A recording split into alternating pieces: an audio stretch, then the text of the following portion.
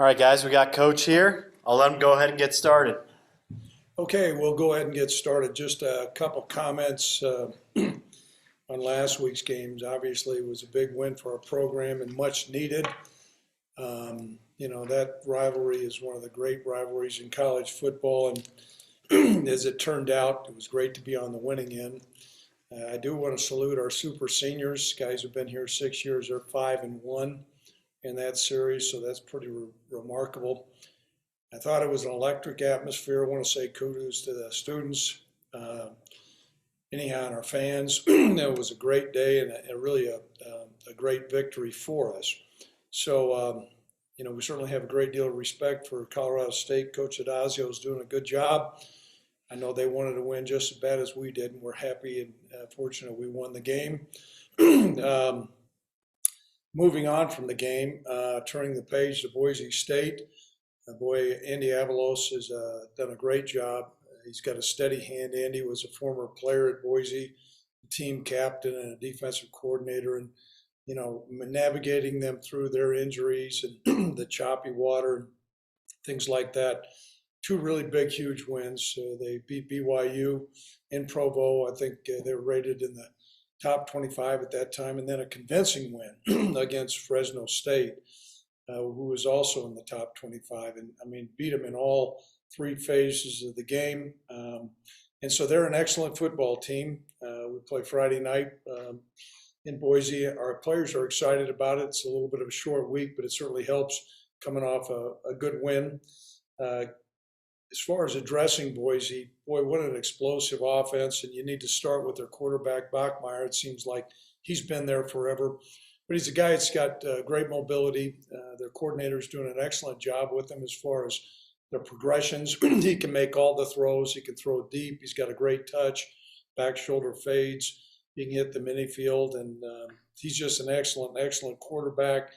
They do have the running game going back now, and it's been great to see them make progress. But George Holani had a great game against Fresno, and then Shakir is a guy number 2 that they have utilized all kinds of different ways. They get him the ball and they target him, and he's an explosive receiver, somebody who's really, really difficult to contain. Over on the defensive side of the football, what's really impressive to me, 21 takeaways in this short of a season. Really an explosive defense, starting with number 55, defensive end Irwin, who's really explosive coming off the edge. Excuse me, they got a couple twins in the back end. Kahoni, I believe is how you say both their twins' names, but they're excellent players. And then number 0, Skinner, is a 6'4", rangy guy. And so really explosive, disruptive on defense, solid in the kicking game. Their team's playing at a really high level. I think we showed what type of team we could be this last Saturday, but we'll need to make improvements on that this next week. So at this time, I'll open up to questions. Josh, go ahead. I think I asked you a little bit about it after the game, but, with Levi and Isaiah, as a coach, how exciting is it to see two guys that still have several more years of eligibility showing that kind of chemistry with each other? Well, it is encouraging. I thought Levi played well. He certainly took care of the ball better. Isaiah Nair is really a gifted player. He's tall and rangy. As I said, he's got a great catch radius, and he's got strong hands and good leaping ability. So that combination is really, really helpful, and it's going to be important that we build on that in the future. Ryan, go ahead. Craig, obviously Andy was at Boise State with previous coaches there, but those guys were offensive guys. He's a defensive guy. Is the program pretty much the same with Andy, or are there changes to it that you've noticed?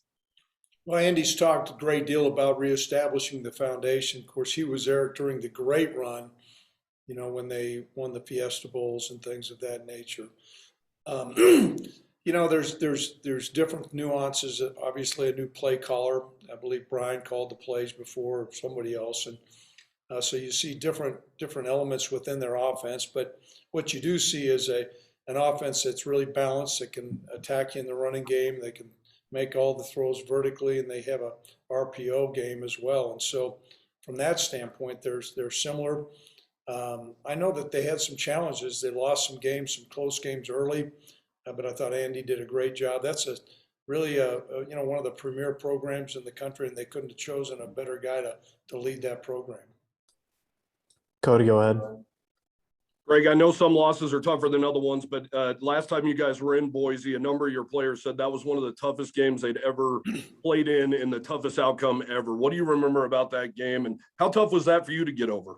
You know what? We had some adversity going into the game. We did not have our starting quarterback. Sean got hurt. Tyler came in. I thought our players competed extremely hard. We had a couple of our defensive guys that we were short up front. The guys hung in there. We took them into overtime. I remember us lining up, and we have an excellent field goal kicker at that time, Cooper Roth, and he missed a long field goal, and they got theirs, and we lost the game. I think our players have recognized that it's a tough atmosphere to play in, but there's a sense of confidence that if we do things right, we're going to have a great chance to win. Josh, go ahead. Just following up from that, do you have any update on the health of Alex Brown? And then sticking with the receiver position, what kind of impact have you seen Aiden Eberhardt make just from the sidelines, from an emotional or coaching? Well, I'll take it from the back end first. Aiden's done a great job. He's been around our players. He's been encouraging. He means the world to our program. And concerning Alex, I don't think he'll practice today. I think it might be between questionable and doubtful whether he'll play in the game, but we're in hopes that he will. I've not gotten, a final, diagnosis of what it's a knee injury to the extent whether it's just a slight sprain or a tear. We'll have to find out. Ryan, go ahead. Greg, you mentioned Boise State has 2 nice top 25 wins. Both those were on the road, and they're actually 1-3 on the blue turf. Is that just account for a strange season, or what do you make of that? Yeah, it's been a different year. Typically, Boise, it's always almost been the reverse. They've defended their home turf. I know it's really important for them.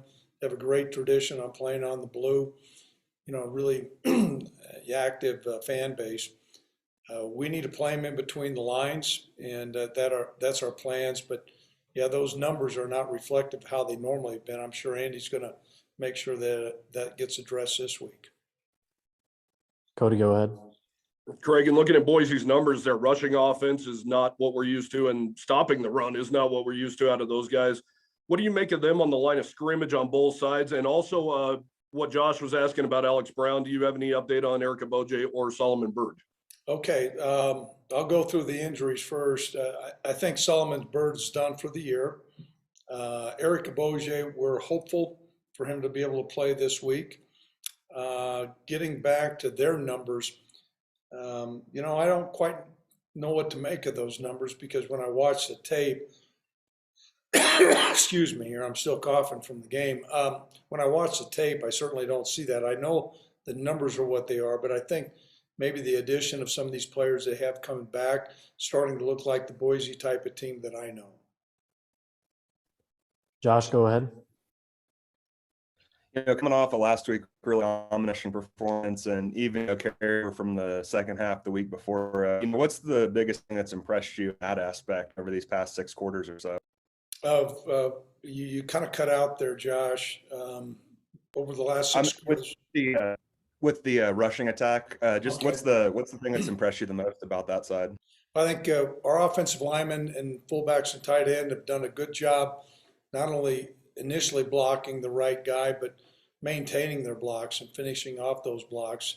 I think that's been a big improvement. And then I think our running backs are running extremely hard, whether it be Titus or X and DeWine. We've got kind of a stable of group of guys.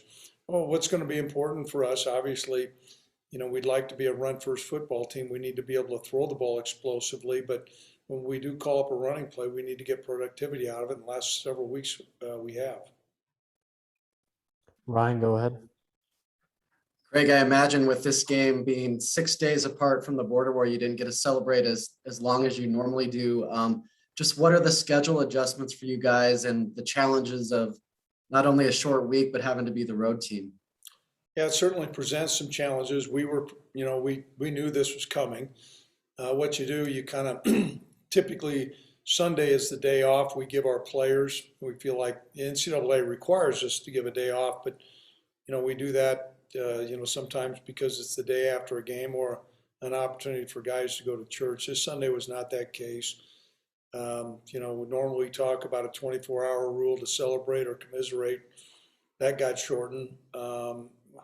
Coaches are running a lot of caffeine right now. It's a big ball game.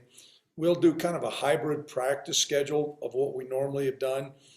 I think it's imperative, though, we get our hard work in. If we're going to play a physical game, we need to play and practice that way. So a little bit of an abbreviated schedule, but not significantly. The fact that we're traveling on Thursday does make it a little bit more of a challenge, but that's a challenge. That's the schedule we were given. Everybody has some challenges, and so that's where we're at. Cody, go ahead. I know a lot of guys had their hands in trying to limit Trey McBride on Saturday, but what can you say about Keontae Glinton and he finally gets that elusive turnover you guys been looking for? Trey is so much bigger than him. That was a long dry spell. I think I mentioned that right after the game.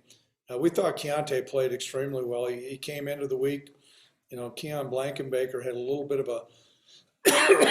of a nicked up ankle, and Keontae came in and practiced really well, and he played really well.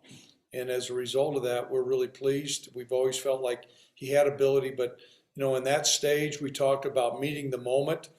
He had prepared to meet the moment, and when that moment came, he answered the bell for the Cowboys. We got any more questions, guys?